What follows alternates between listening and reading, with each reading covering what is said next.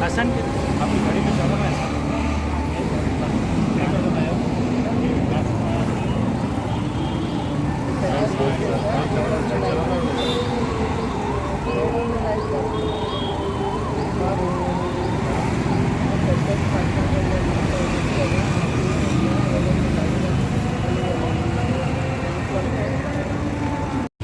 सनबत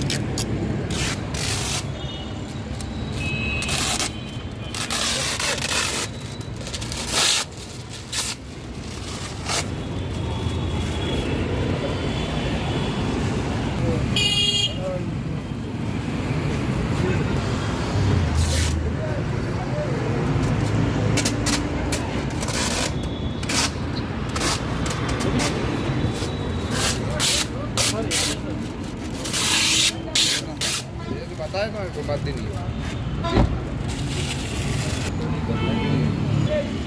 है बोला वो क्या सब बोलेगा मैं बंद ऐसा नहीं है गाड़ी अभी पेट्रोल निकल दिया था गाड़ी तो मेरे को लग रहा मैं बना देता नहीं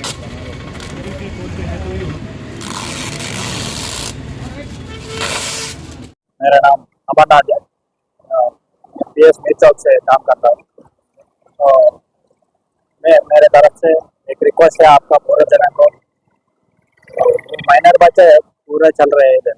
तो మైనర్ పిల్లలు ఎక్కువ వెహికల్స్ తోలడం జరుగుతుంది। ఇక్కడ మేము పట్టుకునేది కూడా ఎక్కువ వరకు మైనర్ దొరుకుతున్నారు।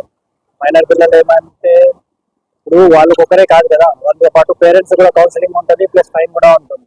దయచేసి పేరెంట్స్ కూడా ఏం చేయాలంటే పిల్లలు వెహికల్ తీసుకోకుండా మీరు ఇంట్లో కూడా చెప్పాలి, ఏమని నా పిల్లలు బాబు నువ్వు వెహికల్ తీసుకోపోవద్దు, నీకు ఇంకా ఏజ్ రాలేదు అని చెప్పాలి।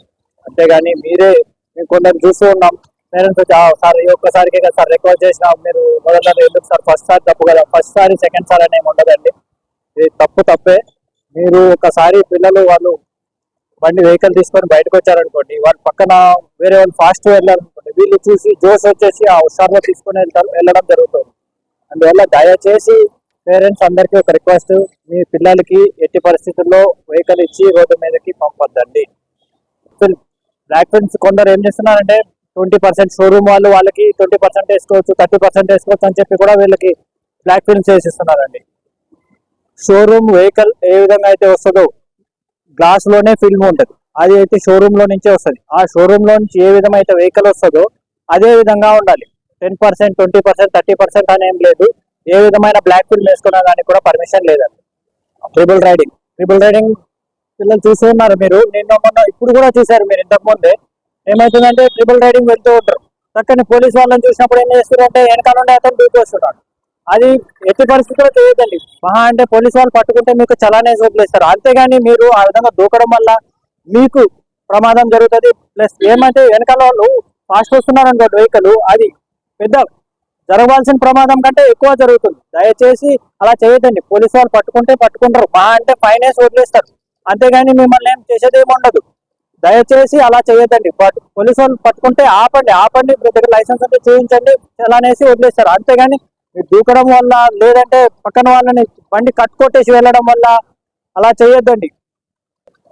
ఇంకొకటి ఏం చేస్తున్నారంటే ఈ మధ్య బాగా నేర్చుకున్నారండి అందరూ, సెల్ ఫోన్ ఇలా మన హెల్మెట్ లోపలికి పెట్టి పోతారు, సార్ నేను హెల్మెట్ లోపల పెట్టినా కదా సార్ అని అంటారు।